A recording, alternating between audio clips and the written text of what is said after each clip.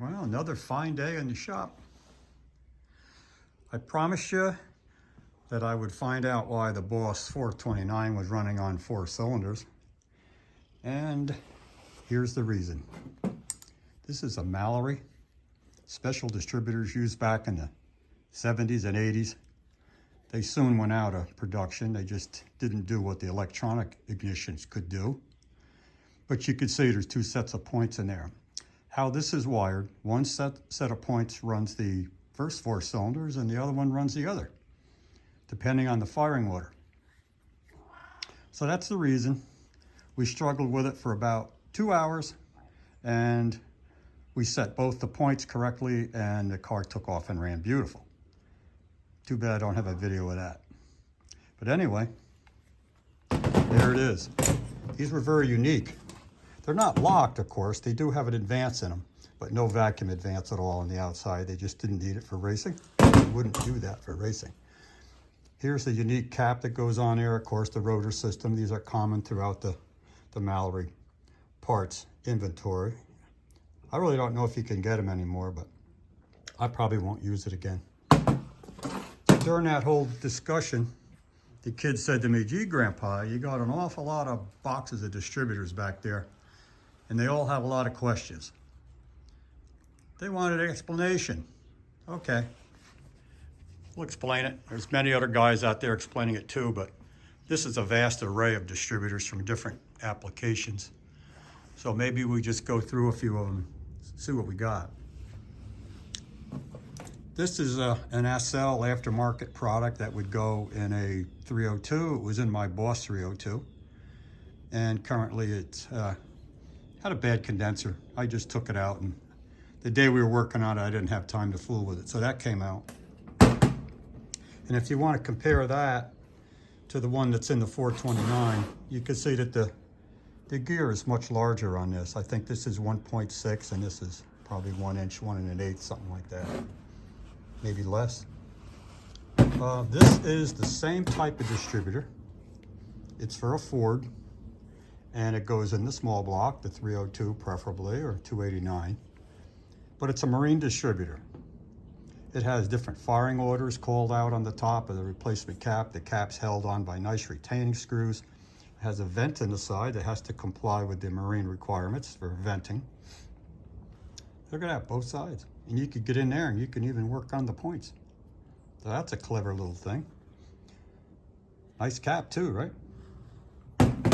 It has a advance mechanism in it. The advance comes on quite soon. It's all mechanical, and of course there again, no vacuum. You don't need it. Now let's go back through some of the old Mopar stuff. Got a whole box of those too. Starting with the early Hemis, which I like. Was this early small cap version. Look familiar? Looks just like something would go in an LA engine, doesn't it? Well, that's the architecture they were all laid out on. Mopar always stayed with that. Chrysler Corporation, right on the side. It's an early model. Uses a small cap, uses a small rotor. It does have a vacuum advance on it, but notice it's a thread in, so that would use the 1/8 inch line with the thread on both sides, going into the carburetor and into the dash pot. That's a dash pot. Kinda. Okay, here's the next version came up. We're talking Chrysler 331, the first Hemis that were out after the war. A little bit later than the previous one. Same design, nice cast iron bases on both of them. Made to last forever, probably. A few parts inside wear out, but hey, larger cap, larger rotor. Moving right along, here's a cute little distributor that's been recurved by Rick Ehrenberg. And this is for a LA block, specifically for the 340.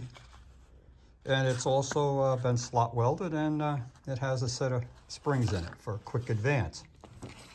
Yeah, it does have a vacuum advance on it because this particular car runs on the street, so we definitely need the vacuum advance for cruising.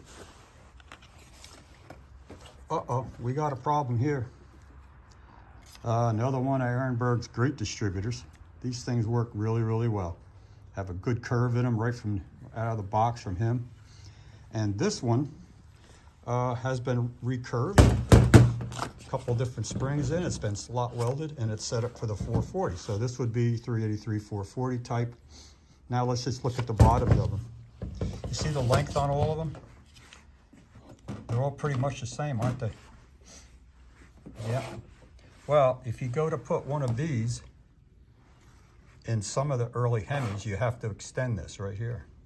You have to extend that shaft. So on Sal's DeSoto, when I'll say I helped him with it, put this into DeSoto and we converted it over. He used a different drive gear, and the drive gear off the cam is a little taller, so it allows you to put this in. Now I've taken these and put them in DeSotos also, but I welded on a spud on the end, 1/4 inch, and then tooled it down a little bit with a file to get it to work. I think there's one drawback on the old distributors. It's this clearance right here. That clearance is kind of critical. These are all nice and tight because they're new. But if we get into the old ones, sometimes they get real loose, and it's the same with the Fords. You get too much up and down play here, your timing retards, and it doesn't stay constant. This one too. Okay, so all these drive an oil pump shaft. Now, somebody asked about this the other day, and I didn't have one handy at the time. So I went and grabbed one out of the storage building. These are the earlier ones out of my old cop cars that got turned into taxi cabs. We had a lot of these fail in service. We would just pull them out and put a new one in. 1,000,000 miles on them. The state troopers ran them up and down the thruway forever. So they'd have 100,000 rough miles on them, plus who knows how many hours of idling. Now this one is for the lean burn system. You notice it's got 2 pickups. Kind of cool, right?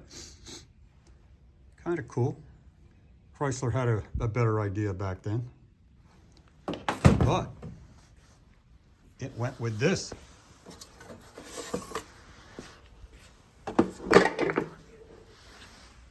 Somebody say lean burn. Yeah, we all laugh about that. It was actually a pretty good system, especially out on the highway. The whole unit just consists of a bunch of timers from what I can see. The vacuum is a little transducer. I never measured it, but if I had to guess, I'd say it was a resistor in there, and when the vacuum moves, the resistance changes. The cat wants to get in here to help. Nice system. It worked okay on the thruway. The cops ran the heck out of the cars, and if set up right, they got pretty good mileage. Sometimes you would see the timing go up really, really far and be held there by the little, let's call that a computer, early days of it, right? It would hold the timing at a great amount of advance, leaning the fuel mixture out. And of course, at a cruise speed, the cylinder pressures are a little bit lower, so you could get away with that increased timing. But that was the whole idea to it. They had other things that went with it too. It had to go over to exhaust gas recirculation. So you had little vacuum transducers in here, just purely working on vacuum, and they actually become little timers. They have a little orifice that slowly lets the air in a certain way in a certain amount, so you could control the hot air door here and the signal going to the exhaust gas recirculation. So anyway, just a quick one. Primarily trying to help the younger crowd out there that's maybe getting into distributors now and have never had it. They've always worked with maybe Hondas and Toyotas, and they're cool. All computer controlled stuff. And I heard a guy ask the other day, well, what's the points? What are points? Well, here's a set of points. And it's out of a, this particular one I took out of a distributor that was in a Polysphere Mopar engine, a 318. So all the points is this little switching mechanism. Very clever. It rides on the cam of the distributor. Every time it goes around, it opens. Let me show you why. This goes to the negative side of the coil. So every time you open that, you broke the ground, and a huge spark, of course, would come out of the coil, hopefully. and that was called a secondary induced voltage. It would come from the primary coil. This was winding in the coil, and that's what this went to. So this primary winding controlled the secondary winding. Anytime you break the magnetic field, it passes through soft iron core. It'll generate a high voltage. So that's basically how it works. Now, hope this helped a lot of you guys out there and gals. There's a lot of good websites you can go to. Tall John's Fun Shop. Tall John really explains all this really, really well, goes into a lot of detail, helps you tune the distributor, understand how it works. He gives a nice lecture on that. And of course, one of my other favorites, maybe not really talking too much about ignition systems, but complete engine overhauls and rebuilds, is Just Mopar Joe. My favorite rebuilder of and restorer of old Mopars is Brian's Roadrunner Garage. I have the privilege of knowing Brian now. Brian's from Australia.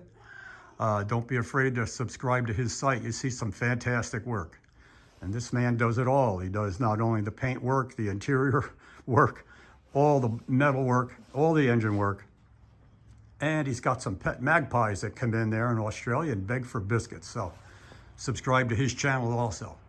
All right, well, goodbye for now. I hope this helps somebody out there and opens somebody's eyes too at the same time. I know my grandkids will appreciate it. Goodbye for now.